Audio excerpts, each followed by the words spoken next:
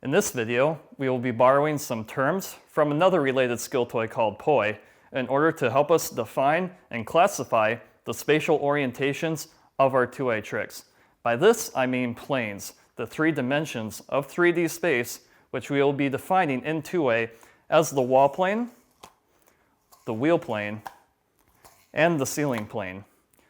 Planes are the imaginary surfaces drawn by the string as it traverses through the trick. When thinking of the wall plane, throw a breakaway and you'll notice that the string traverses around as though you are facing the wall. And if you throw from the other side, it will face the wall the same as well. So both of these will be considered wall plane. The wheel plane is, imagine if you have wheels attached to the sides of your body, and whenever you do a trick where the string is parallel with the wheels below, then you are in wheel plane. Not only is this true in around the worlds, but it is also true in loops, where an ideal loop is going to be tilted off wheel plane, but the string itself is going to be parallel to the wheels below, and you'll be considered in wheel plane. So not only is it true in loops, but hops and flips and even shoot the moon will also be considered in wheel plane.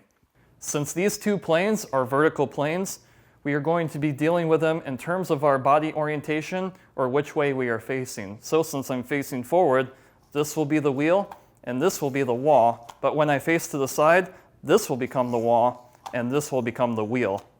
When dealing with the ceiling plane, also called the horizontal plane or the floor plane, the nature of this plane is going to be different than the vertical planes because it will be really hard to spin it fast enough so that way the string doesn't hit the sides of the yo-yo. So when you're dealing with this trick, you're going to want to throw it as though you're throwing a frisbee above your head at first. And when you're doing it the other way, it's as though you're throwing a frisbee to the outside. And you just want to practice it one repetition at a time up until you can hit about 3 or 4 repetitions of it, and then you should be good to go. Now there are going to be some other concepts to deal with in terms of these planes too.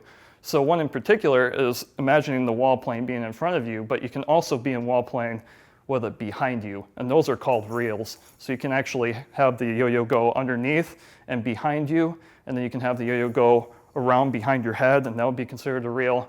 And then you can also have it go around your shoulder. And if you actually bring your hand across the other side and do reels on the opposite shoulder, these are called crossers or straightjacket. So you can go around any body part that you like, and as long as you are in the wall plane in front and behind and going back and forth between the two spaces, you can then consider that the concept called reels.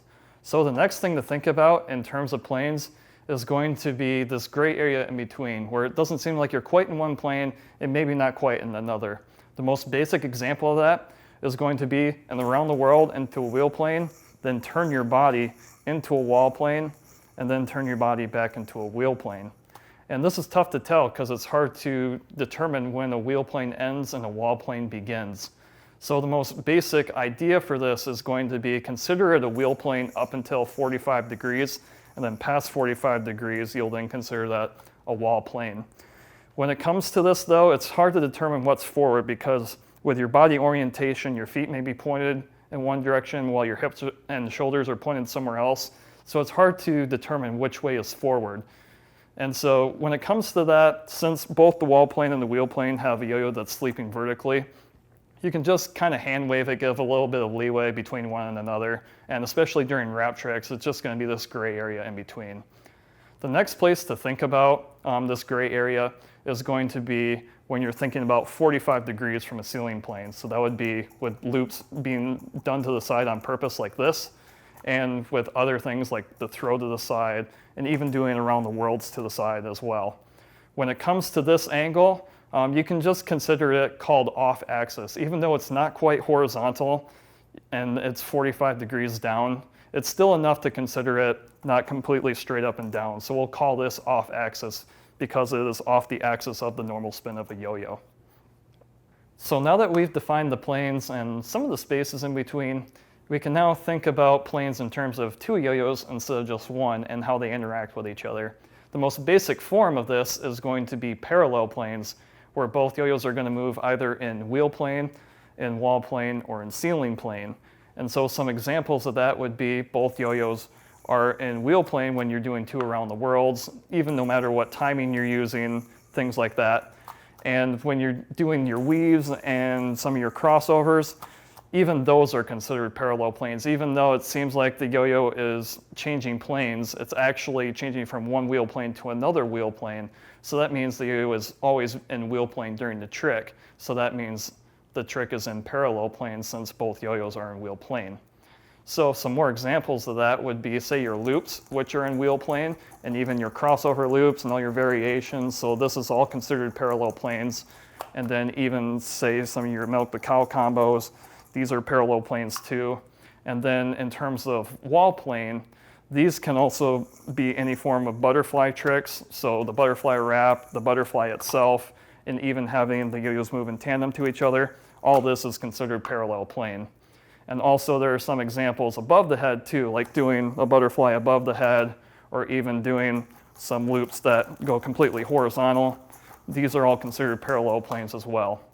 Now the tricks that are left over are called atomic planes. That is, one yo-yo is in a certain plane and then the other yo-yo is in one of the 2 other planes you haven't used yet. So anytime you do that, it means that these planes are intersecting.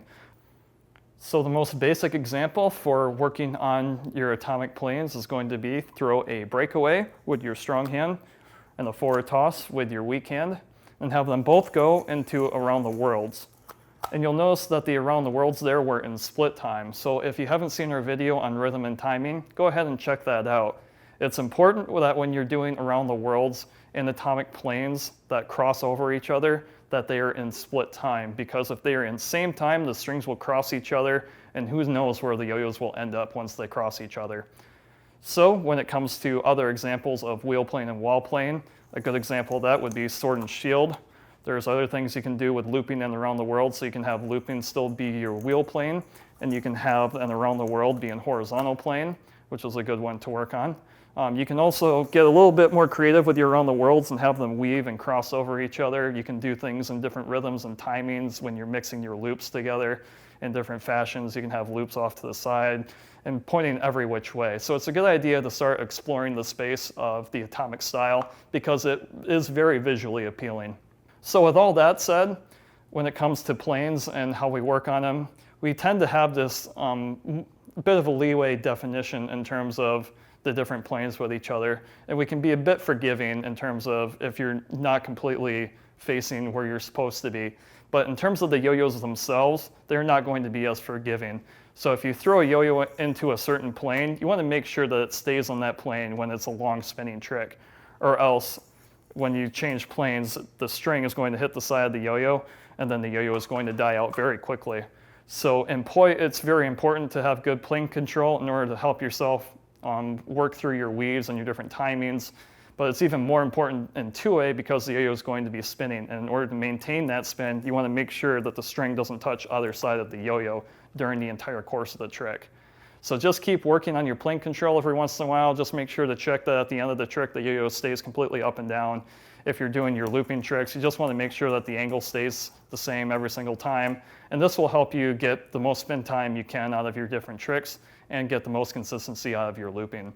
And that is the definition of planes and how they will help you in 2A.